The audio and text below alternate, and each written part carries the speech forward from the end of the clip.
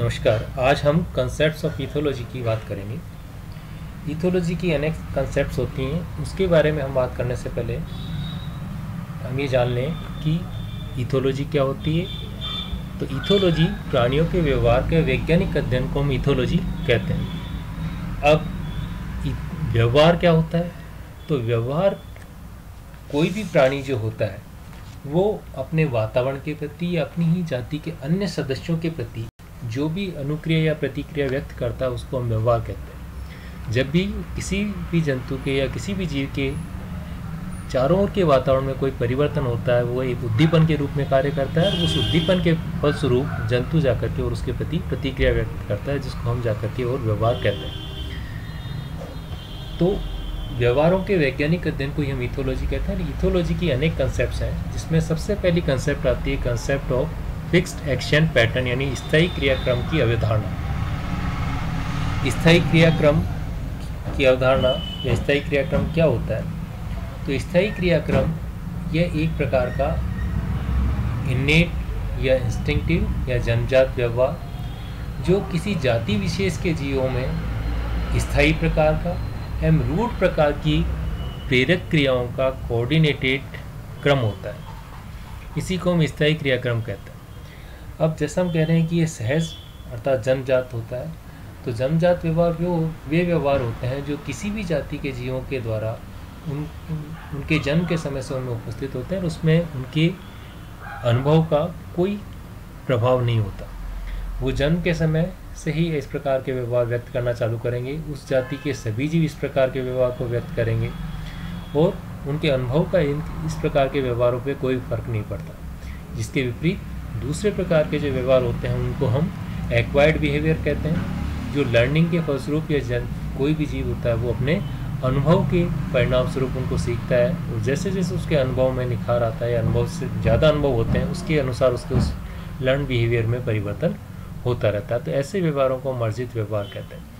तो एफएपी जो होता है वो जन्मजात व्यवहारों का जाति विशेष के जीवों में होता है, स्थायी प्रकार का होता है और स्टीरियोटाइप प्रेरक क्रियाओं का क्रम होता है। तो ये व्यवहार उस जाति के सभी जीवों के द्वारा प्रदर्शित किए जाएंगे। इस अवधारणा के अनुसार जब हम बात कर रहे हैं कि व्यवहार रूट प्रकार के होते हैं, तो हम किसी भी व्यवहार को रूट प्रकार का व्यवहार कब कहेंगे? रूट प्रकार के व्यवहार की कुछ विशेषताएं होती हैं। जैसे इस प्रकार के व्यवहार जो होते हैं उनकी उद्गम या ओरिजिन होता है वो काफ़ी कॉम्प्लेक्स होता है, जटिल होता है। इनका हम पूर्वानुमान लगा सकते हैं कि ये व्यवहार जो होते हैं अत्यधिक सटीक होते हैं और कृत्यों की निश्चित श्रृंखला के रूप में व्यक्त किए जाते हैं, अर्थात इसमें क्रियाओं का एक निश्चित क्रम होता है जिसको बार बार उस जीव के द्वारा दोहराया जाता है।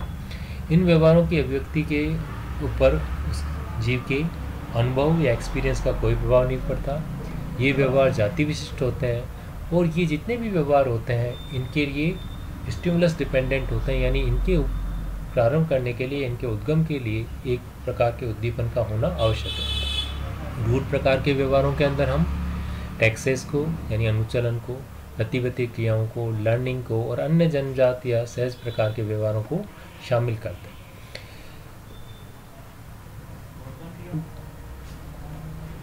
सहज व्यवहारों के उदाहरणों की हम यह बात करें तो जैसे मकड़ियों के द्वारा जाले बुनना, बर्ड्स के अंदर parental care, social organisation insects, ये सभी जाकर के एफएपी के उदाहरण होते हैं या सहज प्रकार के व्यवहारों के उदाहरण हैं। इसी प्रकार से मानव शिशुओं का हंसना या रोना, रैंक कर चलना, ये भी स्थायी क्रियाक्रम के उदाहरण होते हैं। इसी प्रकार से और उदाहरणों की हम बात करें तो मोरनी में जब उनका प्रजनन काल आता है तो मोर को देख करके उसको रिझाने के लिए उसके द्वारा एक प्रकार का डांस परफॉर्म करना। टेलर बर्ड जो होती है जिसको हम बया या दर्जी चिड़िया कहते हैं, उसके द्वारा जो घोंसलों का निर्माण किया जाता है वो भी एक स्थायी क्रियाक्रम का उदाहरण होता है।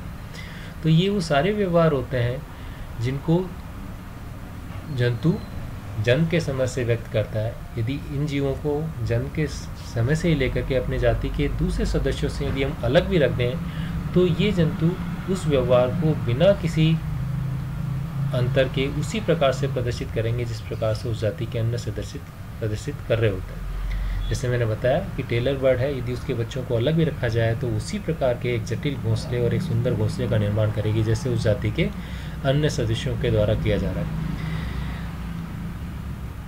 जितने भी व्यवहार होते हैं वो व्यवहार जब भी जंतु व्यक्त करता है तो उसके फलस्वरूप वो जाकर के अपने आप को उस वातावरण के प्रति अनुकूलित करने का प्रयास करता है। तो नेचुरल सिलेक्शन और अन्य जितने भी इवोल्यूशनरी प्रोसेस होते हैं उनके फलस्वरूप ये भी मानते हैं कि सहज व्यवहार का भी उद्विकास हुआ होगा, लेकिन इस प्रकार प्राणी जो होता है वो अपने आप को अनुकूलित करने का प्रयास करेगा। लेकिन ये जो व्यवहार होते हैं इसमें जाति विशेष के सभी जीवों के अंदर वो सारा उसी प्रकार से परिवर्तित होगा कि उस जाति के सभी जीवों के द्वारा वो व्यवहार उसी रूप में प्रदर्शित किया जाएगा, यानी एक ही प्रकार से प्रदर्शित किया जाएगा। इसके विपरीत जो एक्वायर्ड बिहेवियर होते हैं उनके ऊपर जंतु के व्यवहार का पूर्णतः अनुभवों का पूरा प्रभाव होता है, और व्यवहार जो एक्वायर्ड बिहेवियर होता है उसके अनुभव के साथ साथ परिवर्तित होता रहता है। जैसे हम उदाहरण लें कि मानव के अंदर साउंड प्रोडक्शन या ध्वनि का उत्पादन है वो तो जन्मजात है, लेकिन उसका भाषा का ज्ञान सदैव उसको सीखने से आता है। ये एक लर्न बिहेवियर है, यानी हम आवाज़ निकालने का या साउंड प्रोडक्शन का काम तो जन्म के समय से ही कर सकते हैं, लेकिन हम भाषा का जो उपयोग है वो हमारे अनुभव के साथ सीखते हैं। हम पहले जाकर के अल्फ़ाबेट बोलना सीखेंगे, फिर शब्द बनाना सीखेंगे, और उसके बाद धीरे धीरे मिला के हम सेंटेंस बनाएंगे, फिर पूरी वर्तनी के रूप में हम बड़े बड़े लंबे भाषण दे सकते हैं या कुछ भी बोल सकते हैं। तो इस प्रकार से ये हमारा एक एक्वायर्ड बिहेवियर हुआ जिसको हम भाषा के रूप में सीख रहे होते हैं। तो भाषा का ज्ञान हमारे लिए एक्वायर्ड बिहेवियर और साउंड प्रोडक्शन हमारे लिए लर्न बिहेवियर। हम एफएपी के कुछ उदाहरण लें तो कुछ उदाहरणों की हमने पहले बात की। एफएपी के अन्य उदाहरणों की बात करें तो इसमें एक काफ़ी इंटरेस्टिंग उदाहरण होता है गिलहरी का। गिलहरी जो होती है इनको मूंगफली या पीनट्स काफ़ी पसंद होते हैं। जब भी इन गिलहरियों को यदि पीनट्स दिए जाते हैं तो ये कुछ उनमें से खाती हैं और उनके बाद बाकी बची मूंगफलियों को ले जा करके और मिट्टी को खोद करके उसमें दबाने का प्रयास करती हैं। कुछ गिलहरियों को जन्म के समय से ही उनके बाकी सदस्यों से अलग रखा गया और उन्हें प्रारंभ के अंदर कोई पीनट्स खाने के लिए नहीं दी गई। कुछ समय पश्चात उन्हीं गिलहरियों को ले जा करके एक सीमेंटेड फ्लोर वाले या सीमेंट के फर्श वाले एक पिंजरे के अंदर उनको रखते हैं और अब उनको जा करके मूंगफली उनको खाने को दी जाती है। अपने जन्मजात व्यवहार या एफएपी के रूप में जो उनका व्यवहार होता है कि उन्होंने कुछ मूंगफलियाँ खाई और बाकी बची मूंगफलियों खाने के लिए अपने पैरों के द्वारा अपने अग्रपात के द्वारा जाकर के उन्होंने उस सीमेंट के फर्श को खोदने का प्रयास इस प्रकार का व्यवहार व्यक्त किया जैसे वो उस सीमेंट को खोद लेंगी, हालांकि वो इसमें सफल नहीं हो पाती तो उस मूंगफली को दबाने का प्रयास करती। लेकिन ये व्यवहार यद्यपि उन गिलहरियों को उनके भाग समझाते सदस्यों से अलग रखा गया था, मूंगफली भी खाने को नहीं दी गई थी, अचानक बाद में दी गई, लेकिन उन्होंने व्यवहार उसी प्रकार से व्यक्त किया जैसे उस जाति की अन्य गिलहरियों के द्वारा व्यक्त किए जाते। तो ये इनके एक एफएपी का उदाहरण होता है।